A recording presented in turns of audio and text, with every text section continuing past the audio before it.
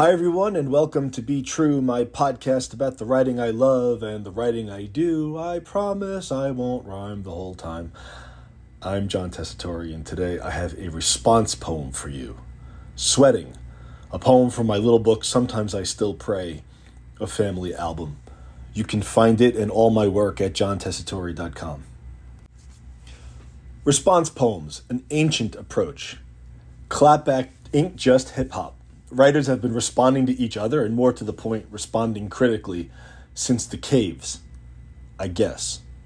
I don't know if that's true, but maybe there's an ox on a rock wall somewhere in France, and all the cave people understood it as a reply to an ox in some other cave on a wall in France.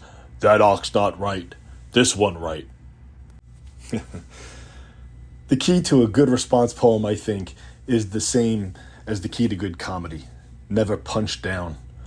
What's the point of responding to a crappy poem? I write response poems once in a while when someone gets me thinking hard and I can't chase the thought. Sometimes they're pretty good poems, as poems, not simply as arguments, but poems on their own, and you may not even need to know the original. That's my hope in the case of Sweating. Sweating does not punch down, not by a long shot.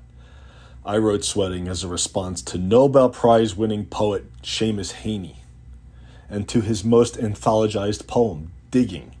This is crazy. Heaney's in my very small pantheon of untouchables.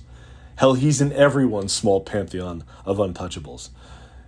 Yet I try to touch him up a bit in Sweating. I'm telling you, it's crazy.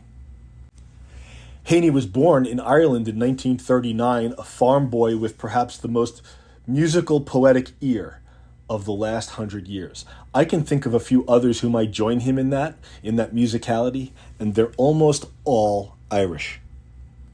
I once saw Heaney read his poems in a church, and he bellowed and mimicked voices like an actor, or like I imagine Charles Dickens may have been. He blew away the very quiet, priestly American poets who preceded him. I won't mention their names. I also saw Heaney in a bookstore once, buying whatever books of his were on the shelves and then handing them to his companion as a gift. He seemed like my kind of guy.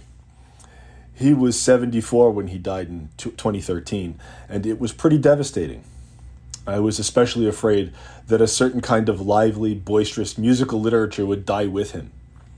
In a previous podcast, I waxed poetic about the poet James Merrill, and for the same reason. Heaney and Merrill were different, for sure, but they were both singers. I'm not going to read all of Digging, the poem that I'm responding to, though I'd love to. It turns out I'm a little afraid of literary estates.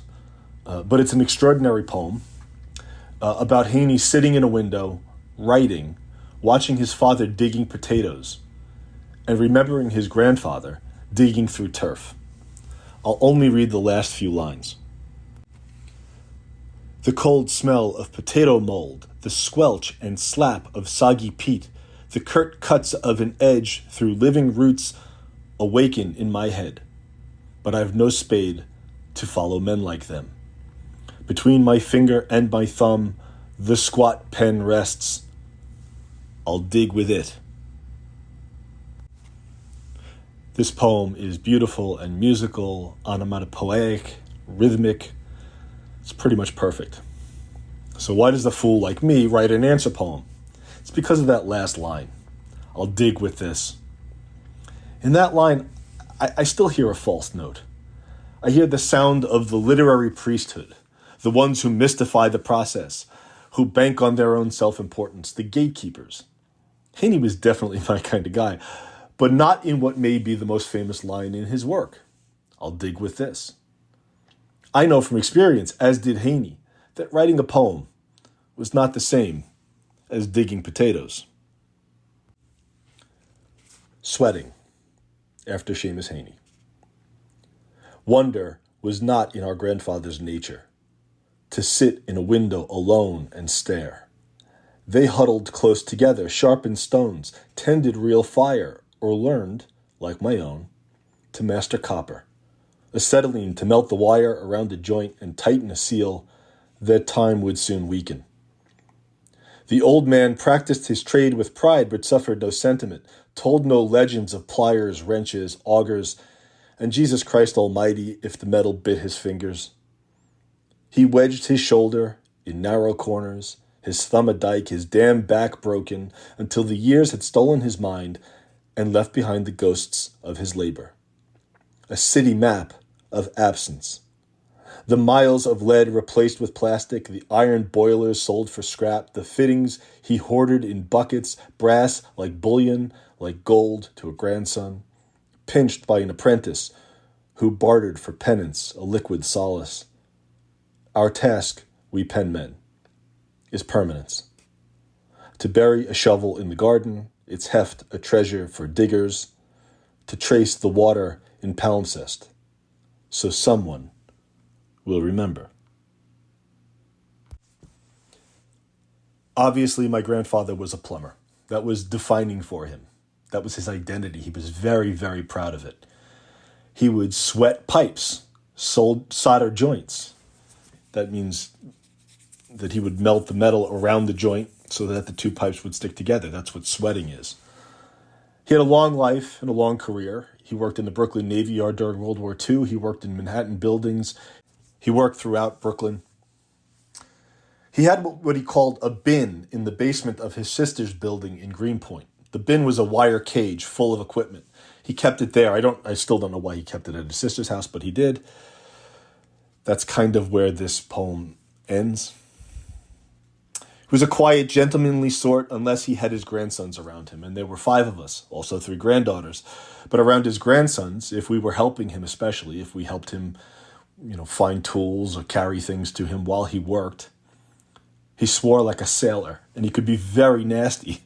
And actually, we all kind of enjoyed it. All the grandsons did, because it was such a transformation, it made you feel special. More to the point, he had absolutely no idea about literature and no interest in poetry. He hardly liked music. A writer, the title, he could understand and be proud of, but that was as far as things went. He had no idea what that meant. If he watched me work, sitting all day in a small room with a dictionary, while he was dealing with cracked hands and muscle aches and chronic back pain, while he was working 6 days a week, I can't imagine that he would have handed me a pencil and said, "Plumb with this." And that's really the point of my answer to Heaney. If I'm going to connect my work to my grandfather's, it can only be in service to him. So someone will remember, even after all of his work, all the pipes he sweat have been replaced by the plastic tubes he dreaded, the way he dreaded Elvis, as the end of a civilization. Now, Heaney knows this. Digging is a gorgeous poem, memorializing his father and grandfather. He's doing exactly what I propose. But that famous fast line, "I'll dig with this," that's bullshit.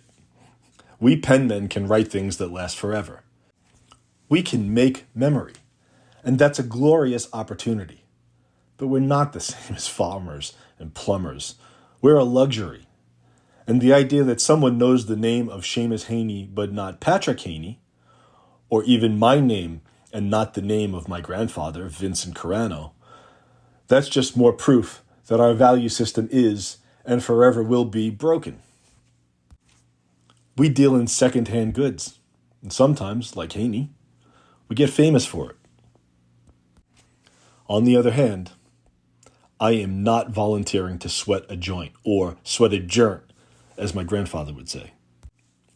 And Heaney certainly wasn't volunteering to dig. And so, in the hope that I can at least honor real work sometimes and help us remember, this is John Tessitore concluding this installment of Be True. If you've listened this long, thank you. You can find more about my work, including Sometimes I Still Pray, at johntessitore.com. But first, please check out Death of a Naturalist, the book in which digging was first published, or really, check out anything that Seamus Heaney's name is on.